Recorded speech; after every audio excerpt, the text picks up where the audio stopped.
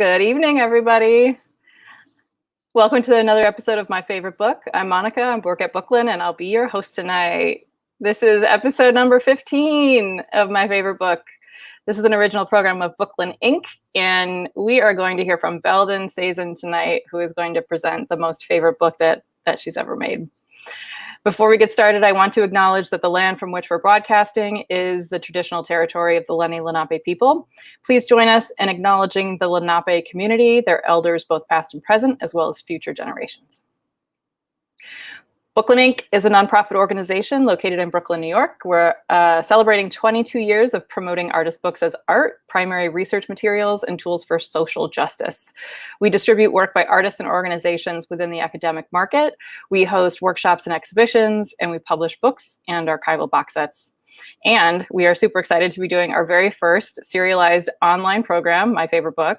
This is a program where we ask 18 different artists to quickly tell us about the favorite book that they've ever made.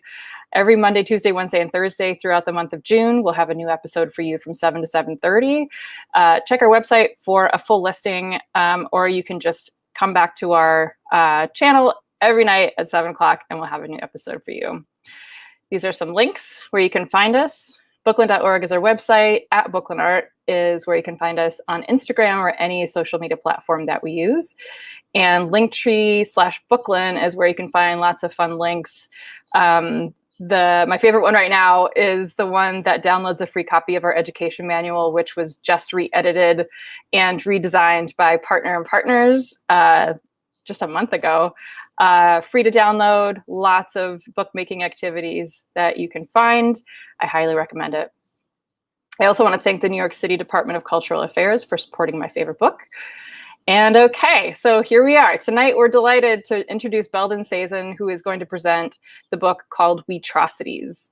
After I read a brief bio, I'm going to hand it over to Beldan. They'll talk for about 15 minutes, and then we'll do a brief Q&A afterwards. So anybody watching directly on YouTube Live can put any questions or comments into the chat, and we'll get those to Beldan afterwards. And again, tonight we have a special guest. Booklyn's directing curator, Marshall Weber, is going to join us for the Q&A. So Beldan Sezen is an artist and writer. Her work includes graphic novels, artist books, drawings, essays, and installations. She is Turkish by ethnicity, German by birth, and a resident of both the Netherlands and the United States, all of which allows her to observe society as an insider and outsider simultaneously. As a curator of artist books, she is part of the Booklyn team. Yay. She is the editor and co-publisher of Cypher, a digital comics magazine that brings audiences into the radical lives and dangerous work of human rights defenders around the world. Welcome, Beldan. Welcome. Hi, Monica, and thank you so very much. You're very welcome. Thank you for being here. Well, thank you for inviting me. Oh my God, now I have to talk. Well, let also me state firstly that WETROCITIES is not my favorite book. I don't have a favorite book of my books. Every book has its own reason to be, and whenever I work on them or look at them, they evoke different emotions, different memories, how and why I did them, and sounds cliche, but I do like them equally or don't like them for different reasons. But it's WETROCITIES. I will talk about WETROCITIES tonight. It's not my favorite book, but I like the book. So yeah, WETROCITIES happened for me through stories I've got told from two friends of mine. Both were elderly in their 70s, both from the United States, and one told me the first part and the other one told the second part. They don't know each other, but it matched from what I heard, and I could fictionalize the story and could tell the story about an issue that is important to me, and that issue would be whiteness, the construction of whiteness, actually. Because as much as the other has to be constructed, in my observations and belief, whiteness has also been constructed. So, you know, through these two stories, how would that happen? Yeah, let's just switch to the book, and I will read the book, and then I think it's time for the questions and the answers. Yeah, I hope it will work. So there, this is the book. I will go down. It's a big book, so I have to change position to be able to show you the book. That's the title of the book. WETROCITIES. Yeah. Oh yeah, maybe that's also interesting to know. It's an edition of, I think, 12. What I do, it's a print, it's line blood, the easiest print form in my opinion. And I whiten newspapers, newsprints, and then I print upon them, ink on paint. Okay, WETROCITIES. Let's see if this is all in pictures here. I must have been about 4 when I dropped my doll onto the streets of my hometown. An elderly man would pick it up and hand it back to me. Thank you, sir. I was told by my parents to always be polite. Only this time, my parents told me otherwise. Once back home, I was spanked for calling him sir. You see, he was not we. And you never say sir to a colored person. Never. Not we. I was corrected to never forget. I was to stay the perpetual brat. When I got angry, you were my punching bag. When I was bored, you were my entertainment. I promised you equality like a carrot on a stick in front of your nose. Your desperation proved me right.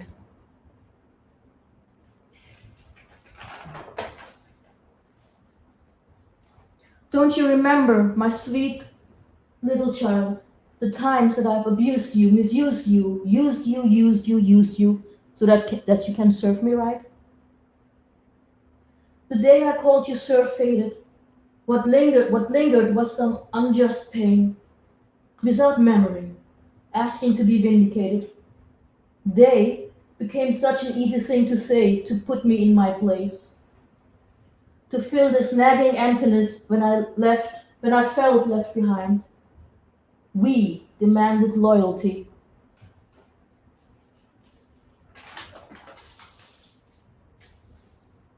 A lifetime later. Every day on my way home, we greet each other. The first time, I remember it very much. You sitting on that bench, I was taken away by your face. You couldn't be anything but a sweetie. Since that day, we keep an eye on each other, caring.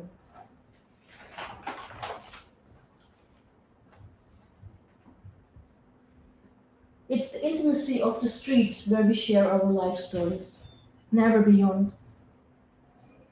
I'm affected, yes, but how can I be?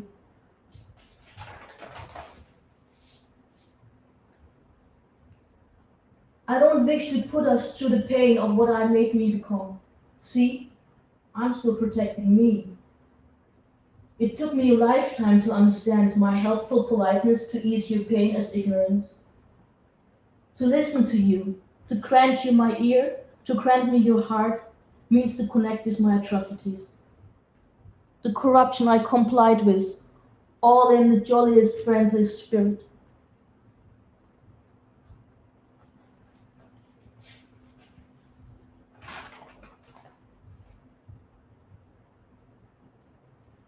I thought I would lose everything dear when the slapping hand struck.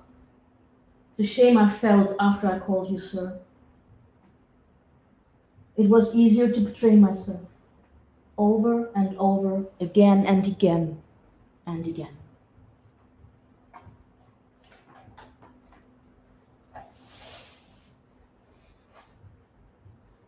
What am I but a painful reminder of someone once beautiful and kind? Okay, so that's WETROCITIES.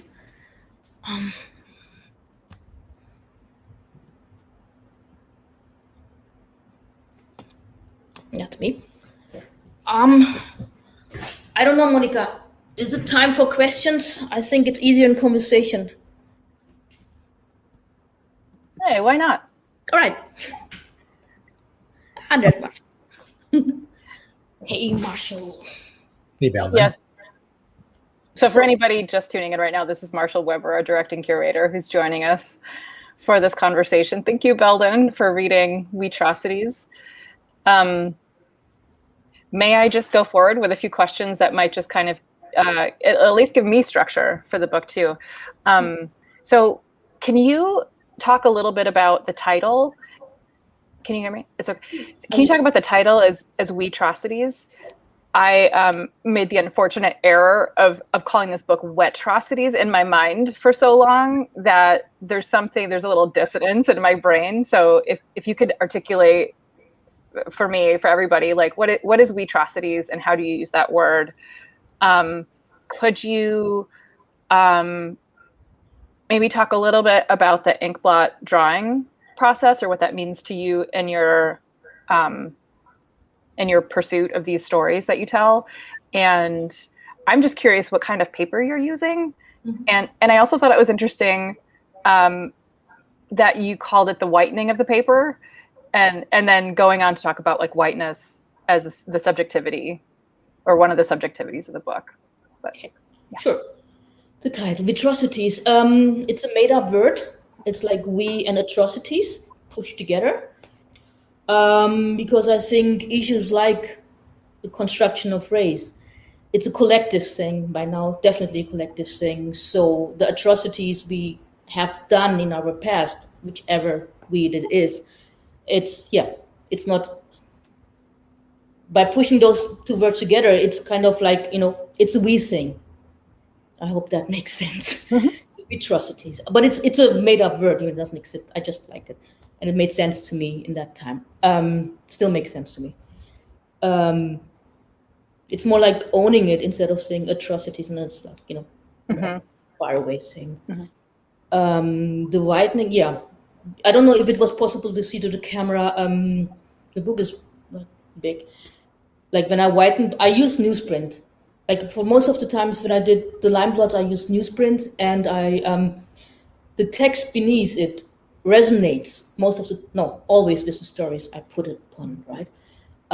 So in this time, I was wandering the streets of New York, and I saw a newsstand, and then there was this fancy newspaper called Civilization. For whatever reason, they talked about the father, the mother, and God. And it's like, yeah, that's it. What do you need?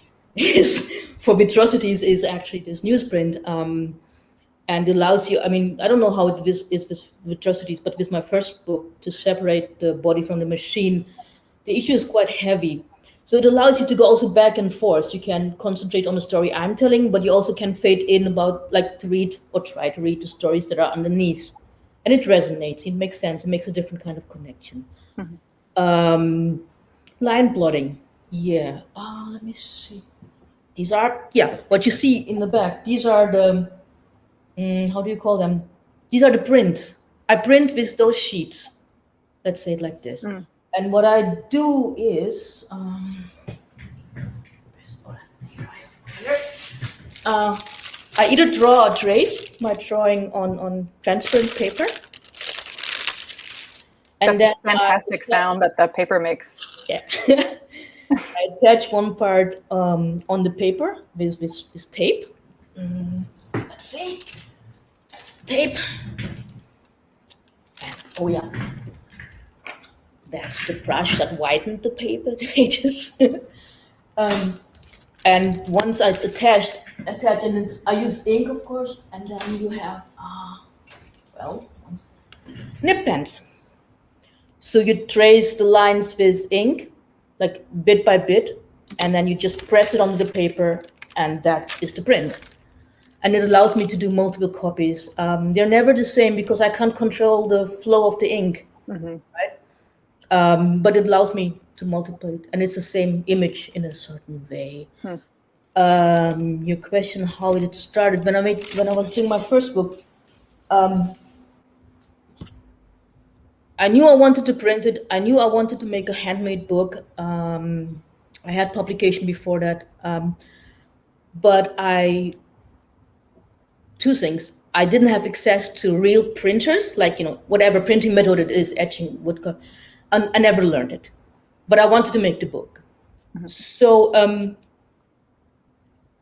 I like Andy Warhol's shoes, and I always wondered what it is, because it didn't look like a drawing. So I was wondering, how did he do that? Oh my God. And I found out actually that's line plots. He did line plots. He's much neater than me, you know, like perfect. I could do it on my kitchen table. That was I could produce on my kitchen table without having access to to print studio or whatever. And that's how the first book came. There's on my table and into residencies. I have to say that too. And that also was how I met Marshall and Booklyn. Yeah. So that's the method. I do line plots.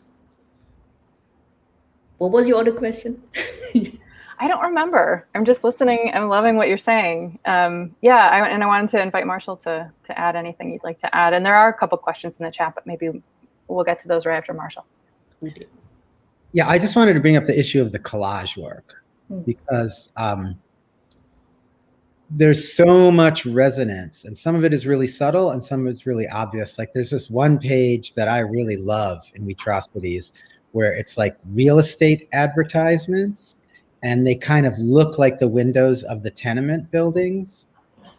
And I think that's really, and I'm wondering how intentional those kind of configurations are. Well, I'm going to show you the image again.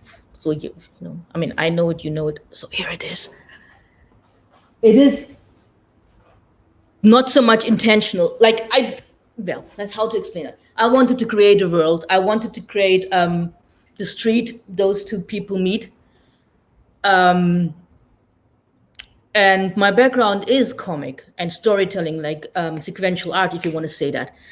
And I still think in that way, like words and images and the composition of both on a page. I wasn't aware about of the background, really. I mean, I knew the text would fit until you actually mentioned it, Marshall. Because, it's very intuitive what I'm actually doing. Right. Most of the time it just works out. And in this case, I knew it fits the page. It felt right. But once you pointed out, look at the text and the little windows of the text. It's like, oh yeah, interesting. How did that happen?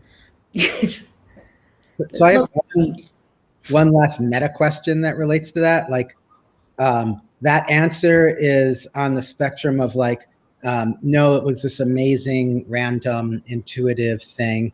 And then sometimes when people ask me that question, because I do a lot of collage, I have to decide to say, oh, it was totally random, kind of intuitive thing. But then sometimes I might say, oh yeah, no, I totally plan out all those things really carefully and everything. And I'm wondering if, I'm wondering the reality of like the imagination of the creation, the creative act, and the reality of like just the material act. Just like every choice, like that particular issue of that magazine, stumbling onto it. What is the relationship between intention and randomness?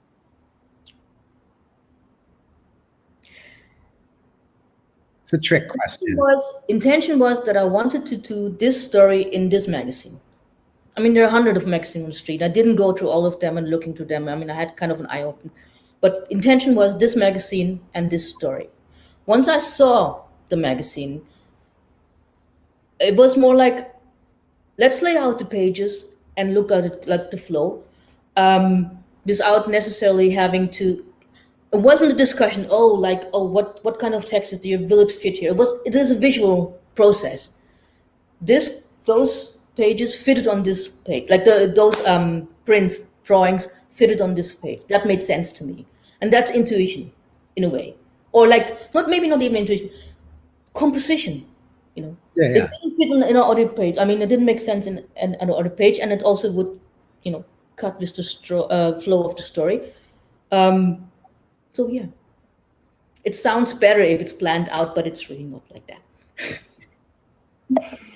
I'm going to detour into a couple of questions. Well, maybe I'll take them one at a time. So Sharon, who's listening, says, how has the book been received, and what lessons are being taken from it by institutional curators?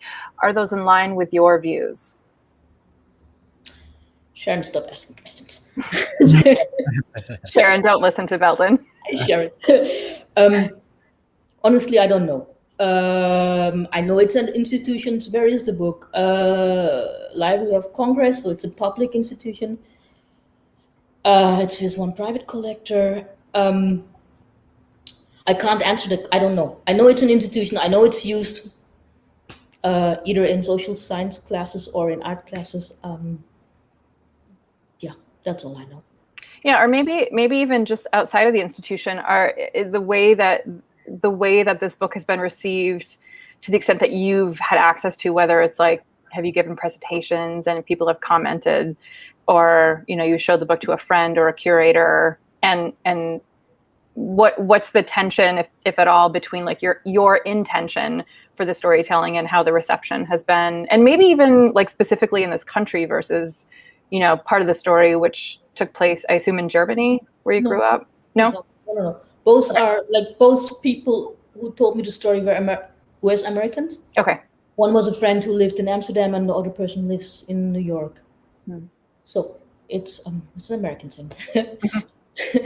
No, but you're right. And okay, I should have said thank you, Sharon, for asking that question. I'm really not good. But no, Sharon, that's cool. I did have a presentation with the book. I was invited by the Goethe Institute and a fellow artist, Jenny Brockman, I think 2 years ago. COVID kind of messes up the years. I think it was 2019.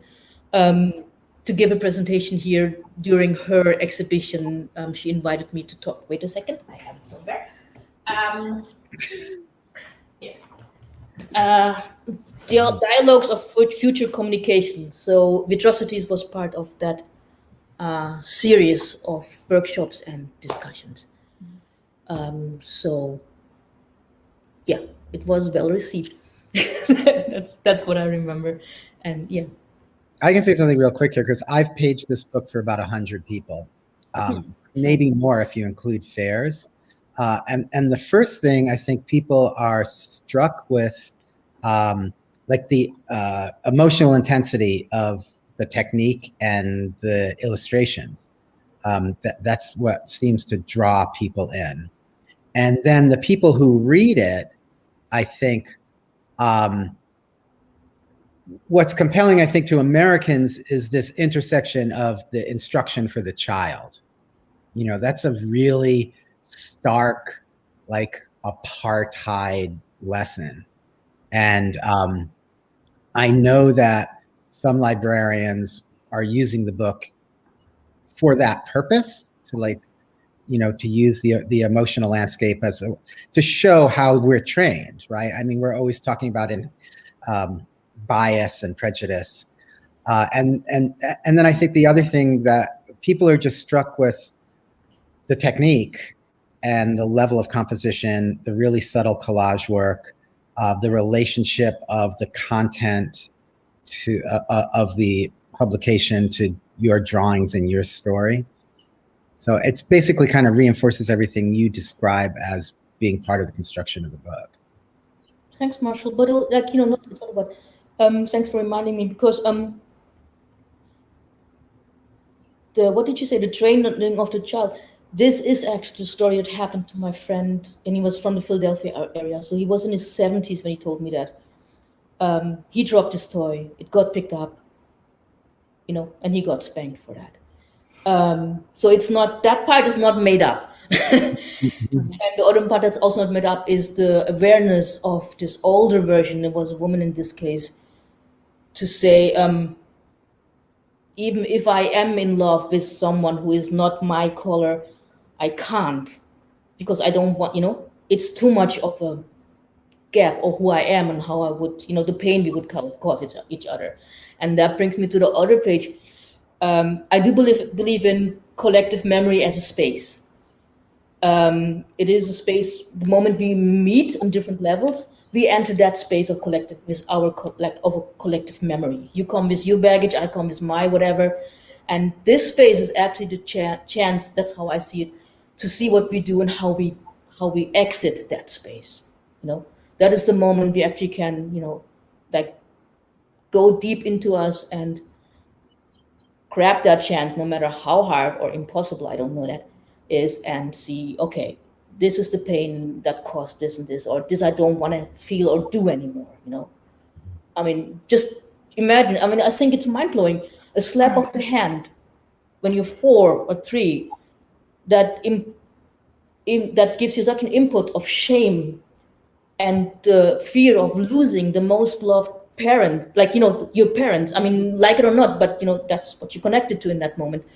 And it takes a very big amount of character strength, or whatever you want to call it, to say, I'm going to turn my back on those who love me, who provide for me, to not be part of that we.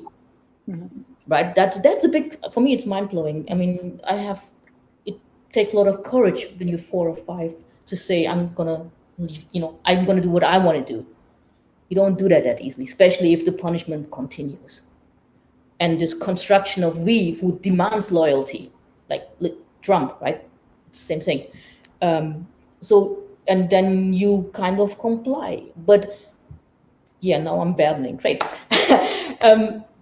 I think what I'm wanting to point out is also, I mean, being Turkish and being born, raised in Germany, or having friends of color and Black friends, I'm tired of having to look at me as a construction. If I'm constructed, the other is constructed too. Mm-hmm. Otherwise, you know, there's no such thing as a God-given whiteness. Nice try. So it's in us to say, I'm complying to that.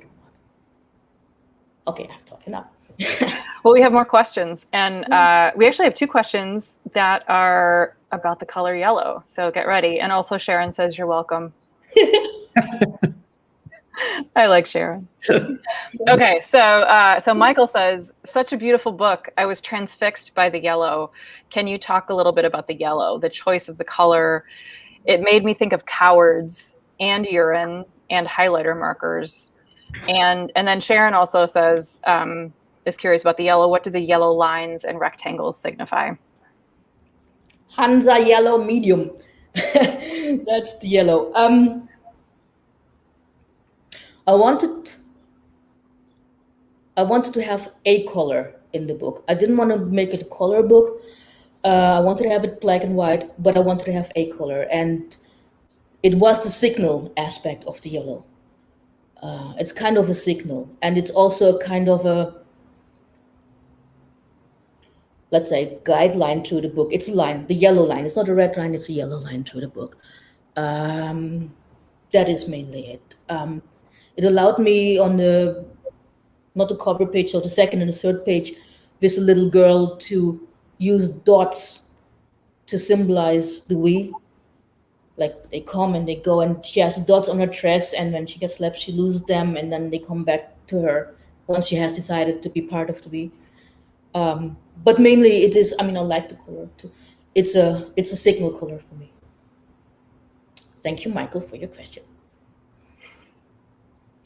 What do you mean signal color? Like marker. Was that not English signal? Like a marker color, like it's your mark, you know, it's highlights, it's bright, shiny yellow. Gotcha. Well, it's associated with caution, like the yellow light. Yeah. But yeah. And then, you know, I have to toss in gender neutrality, the yellow wallpaper, you know, hysteria, or, you know, I mean, these are all things that one can say about the color yellow, which is not to say this is what, you know, was your plan or that's how it resonates, but. The yellow jacket? Is that Rilke? Isn't Rilke the yellow jacket? The story? Sorry, that's a little oblique. We'll talk about that later. Okay, thank you. If anyone knows what that is or has thoughts on the yellow jacket, you can put it in the chat. Okay, so we have another comment. It says, I like that it feels like a pause. For a second, I thought they were saying that we were glitching in the video, but you know, who wrote that Esporte? Yeah, maybe you can clarify what that, like, does the book feels like a pause, or am I completely reading your comment in a totally different direction? And while we wait for any clarification, may I just say, Beldan, Yeah.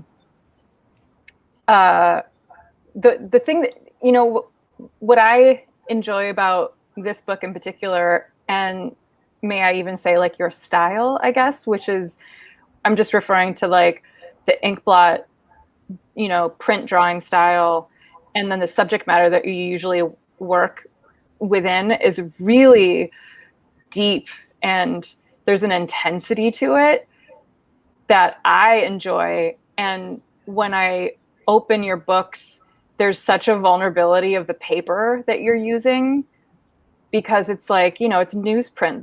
There's a disposability to it, which is not a word, but you use very thin paper that at least viscerally kind of feels like it's temporary, and you've treated it in a way, it's like you've cared for something that hasn't really been cared for, and layered a story on top. And you know, I'm thinking about comics because you also do comic art, and so when you make a cartoon or a comic person look like they're like, you know, you do the wavy line, and there's the instability of the line quality in your drawings kind of add, to me when I'm reading it, I feel like there's just a vibration, like the work is just vibrating, and it's not one thing. There's like lots of things happening where there's a solidity and a confidence of the written narrative that leads you through. And then the materiality that gets me there feels like precarious and vulnerable. So I just wanted to add, that was my comment. Let's see. Let me, before you go to answer, Sure. let me see that. I think one of my statements, when I look at paper, it is not a flat surface, it's sculptural. It's a space. I enter that space. You know, it sounds maybe strange, but I enter the paper and I create in that realm. And